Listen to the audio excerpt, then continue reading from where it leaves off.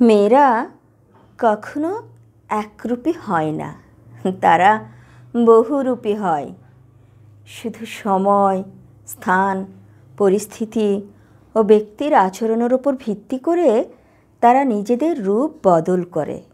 মেয়েরা কখনো বা খেলার পুতুল হয়, রাগী হয়, স্বার্থপর হয়, মায়াবতী হয়, উদারমনা হয়, মমতাময়ী হয়, ঝগড়াটে হয়, আবার আদরের পাগলিও হয়।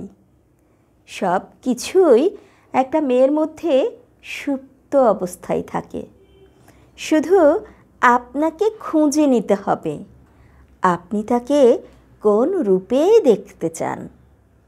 একটা মেয়ের কাছে আপনি কখনো ফেরেশতা হতে পারেন, কখনো ভালো বন্ধু হতে পারেন, কখনো ভালো বাবা হতে পারেন, কখনো ভালো স্বামী হতে পারেন, কখনো আবার কাপুরুষও হতে পারেন।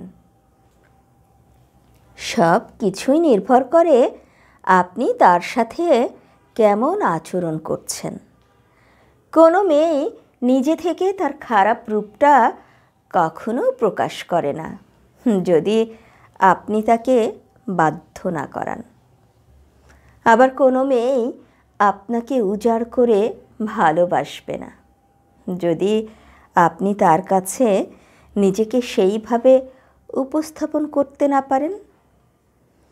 একটা মেয়ে যতই ভালো হোক না কেন, তার সাথে আপনি যদি খারাপ আচরণ করেন, তাহলে সেই মেয়েটা সারা জীবন মনে রাখবে এবং আপনাকে একটু হলেও ফিডব্যাক দেবে।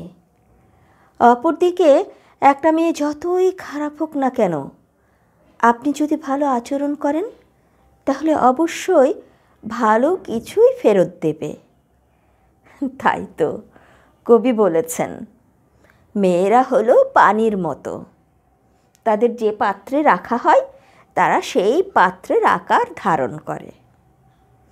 অর্থাৎ একটা মেয়ের চোখে আপনি চাইলে সব কিছুই হতে পারেন, শুধু আপনার ব্যবহার অনুযায়ী আপনি তার কাছে তেমন পুরুষ হবেন।